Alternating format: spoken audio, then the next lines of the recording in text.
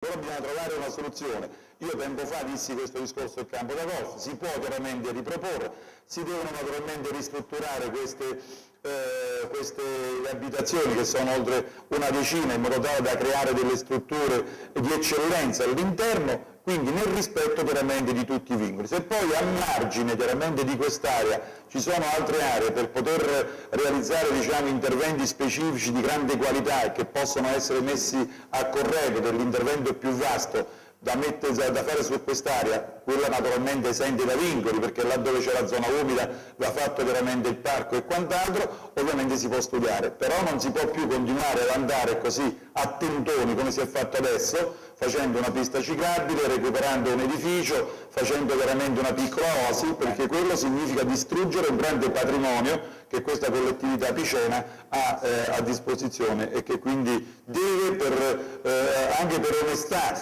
di amministrazione, valorizzare. Mi domandate sempre il tema della Sentina, qual è il futuro della Sentina? Ma guardi, io per la Sentina volevo fare alcune precisazioni, perché ho ascoltato alcune cose che non sono vere, che secondo me chi ci ascolta e chi ci vede deve sapere. Prima si parlava che la provincia sul lavoro non ha fatto niente, sulla formazione o sui precari. Io dico che chi ha creato il precariato, in particolare negli ultimi anni, è proprio questo governo Berlusconi e Brunetta, che non ha dato la possibilità a una serie di giovani di essere stabilizzati, anzi ha bloccato le stabilizzazioni. Io penso che solo la provincia, proprio attraverso la leva della formazione, ha stabilizzato quasi 100 ragazzi che rischiavano di perdere il posto di lavoro. Al comune di Ascoli ci sono tantissimi precari che non hanno futuro.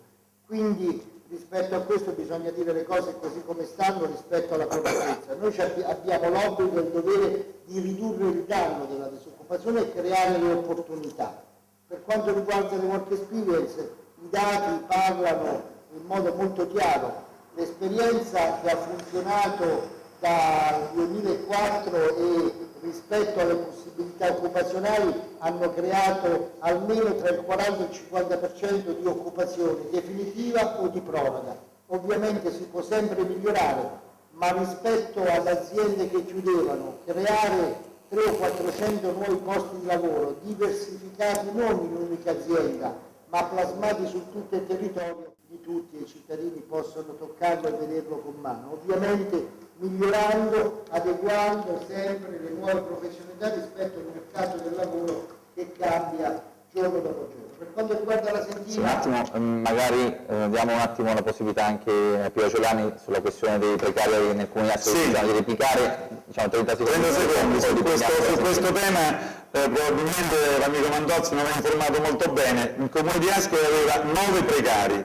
Allora, 6 sono stati stabilizzati perché avevano i requisiti, i 3 che non avevano i requisiti, in pratica è stato fatto un contratto di 3 anni proprio per cercare poi in futuro di stabilizzarli. Noi abbiamo fatto una politica veramente di stabilizzazione, nel senso che non abbiamo creato precariato. Basti dire che all'entrata in vigore della legge sulla stabilizzazione noi ne avevamo soltanto 9, perché tutti gli altri sono tutti lavoratori in pianta organica del comune. 6 immediatamente stabilizzati perché avevano i requisiti di legge, 3 invece non li avevano, non li abbiamo lasciato a terra, abbiamo fatto un contratto per 3 anni di questi ragazzi, tutti e 3, che poi non sono più ragazzi ovviamente, però che per studiare poi chi verrà dopo di noi studierà naturalmente in media e poi stabilizzati.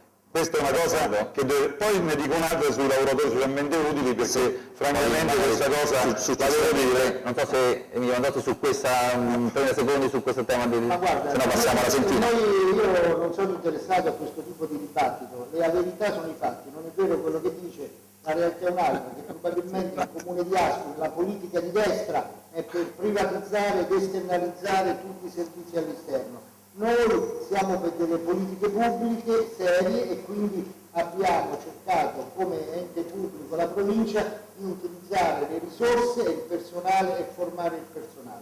Ma a parte questo ritorno sulla Sentina. Abbiamo 3 minuti. La Sentina anche qui è entrata in questa campagna elettorale come se qualcuno in questi anni non la conosceva. Io ritengo che la Sentina sia un patrimonio pubblico di questa provincia, ma io dico di questa regione. Esiste da anni, la regione in questi giorni quando si parla, ed è vero, l'ho sentito anch'io, di costruirci alberghi, campi da golf, di mettere a reddito quasi che alla mattina uno alla sera va lì con il registratore di cassa a capire quanto abbiamo guadagnato dalla Sendina oggi.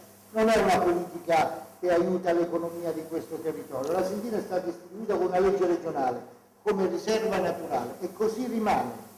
Il problema è che dobbiamo valorizzarla, si sta già facendo, esiste un comitato, esiste un organismo specifico che sta programmando lo sviluppo di quest'area attraverso, io dico, un collegamento con l'università, con i centri di ricerca, farlo diventare la Sendina anche un'attrazione dal punto di vista del turismo scolastico. Noi abbiamo questa provincia ricca di tesori e allora perché non rendere attraente attraverso il turismo scolastico? Noi abbiamo le nostre scolariste che vanno in Emilia Romagna, in Umbria a visitare luoghi belli, centri storici, parchi naturali, oasi naturalistiche. Le abbiamo anche noi, rendiamo anche noi attraente questo territorio rispetto alle scuole di altre province. In che modo? Intanto la Sendina non è un'isola felice, ma noi la dobbiamo mettere a rete con le altre oasi naturalistiche della provincia, con i parchi della Laga dei Monti Sibillini, attraverso i centri storici dei paesaggi del nostro territorio. Dobbiamo collegarlo con l'università, ma mantenendo quella destinazione naturalistica, magari con le piste ciclabili, sì, e per la prima volta collegare la Sendina con la città di Ascoli, cosa che non è stata fatta, ma non perché non c'erano le risorse, perché era un elemento secondario. E chi parla? Da sindaco di Spinetoli, noi abbiamo realizzato i primi 10 km di pista ciclabile lungo il fiume Tronto per collegare queste due città. A sud si è fatta, al nord con estremo ritardo, magari qualcuno la sta programmando, ma intanto oggi non c'è. Da circa 10 anni invece la pista ciclabile che va dal confine del comune di Ascoli fino a Montebrandone è stata realizzata. Questo porta anche reddito ed economia. Io porto l'esempio dell'oasi naturalistica di Pagliare che molti conoscono, ci lavorano tanti ragazzi, fanno ricerca, è sviluppato attraverso il turismo scolastico, perché la cultura e l'ambiente crea anche nuove opportunità lavorative e crea quel reddito a sostegno di quelle persone che ci lavorano. Perfetto, nei 3 minuti. Passiamo sempre a un tema ambientale, poi se Celani vorrà aggiungere quel tema cerchiamo di farlo nei 3 minuti comunque a disposizione. Il tema ambientale è quello della gestione dei rifiuti, che dato per scontato che qualsiasi candidato cerca di incrementare la raccolta differenziata, c'è sempre un problema finale della destinazione di quella quota che non si riesce a differenziare. Quindi la domanda questa in questo caso era posta inizialmente da un lettore per Mandozzi, nel senso nel vostro programma iniziale si dice che probabilmente volevate costruire un inceneritore, poi c'è stato un accordo con i Verdi e questo passaggio è stato tolto dal programma di coalizione. Si fa notare che i Verdi comunque hanno una piccola percentuale e potrebbero in caso di vittoria essere accantonati su un progetto del genere.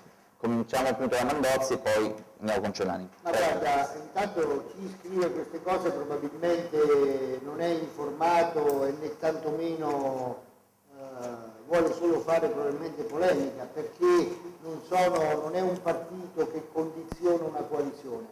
E io penso che il problema dei rifiuti, e chi sta parlando lo ha fatto 10 anni fa, e qualcuno a San Benedetto se lo ricorda, io ero sindaco di Spinetoli, era sindaco Perazzolo, i comuni del centro-sinistra, noi avevamo l'emergenza della discarica di San Benedetto che creava grandi inquinamenti, ebbene lì non ci si è posto il problema della discarica dei rifiuti e di continuare a buttare i rifiuti dentro i calanchi delle colline sopra San Benedetto, ma abbiamo deciso con grande lungimiranza di costruire una società pubblico-privata che oggi si chiama Picena Ambiente, fatta da più di 10 comuni, dove i dipendenti comunali sono stati ceduti a questa società partecipata dai comuni e l'obiettivo era differenziare i rifiuti, eliminare i rifiuti, fare il porta a porta e la raccolta differenziata. Oggi questa provincia non ha l'emergenza dei rifiuti, ce l'ha invece in termini di discariche. Noi abbiamo sempre detto che vanno superate le discariche. Noi in questo territorio porta i rifiuti nella discarica di Relluce tra Castel di Lama e Appignano, dentro ai calanchi, che è il paesaggio che si vuole difendere. Noi diciamo che vanno superate le discariche. Non dobbiamo trovare la quarta e la quinta vasca.